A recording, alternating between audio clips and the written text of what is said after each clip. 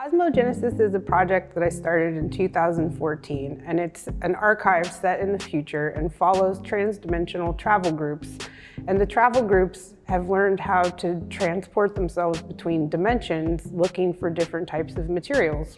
I've always been really interested in science fiction, and a huge inspiration for this project was to write a science fiction book. And the science fiction book follows the story of an archivist from the future who's setting up a collection of objects, and her job is to sort of interpret what the objects mean. And many of the objects are not quite fully understood, and the archivist, she spends her time trying to translate and interpret these objects collected from the transdimensional travel groups. And I'm trying to understand this project as many archivists do when you translate objects from the past where you don't know what their meanings are.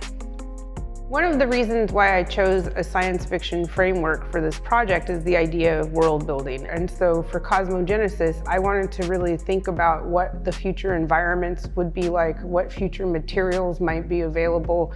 And so I've done a lot of research about both the past and the present to think through some of those things. This iteration of Cosmogenesis is specific to the Art Center because I have a tendency to work in response to the architecture of the gallery. And so we were able to add the arched door and change the wall colors, and the way that the objects are arranged in every iteration changes so that the relationship between the viewer and the art is specific to the space that it's in.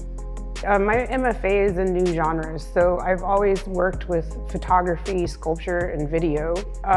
For this presentation, I really tried to push myself in terms of the materials that I work with, and I started working with stone and ceramics, casting metal, making mirrors.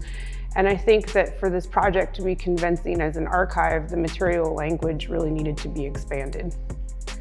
I think that Cosmogenesis is relevant for the contemporary moment because of thinking about materials and climate change and trying to understand what materials we'll be able to continue using, and the state of geology and climate is really important. So a lot of the materials I've worked with try to sort of incorporate an environmental element to them, and they're also the materials that have been worked with throughout humanity.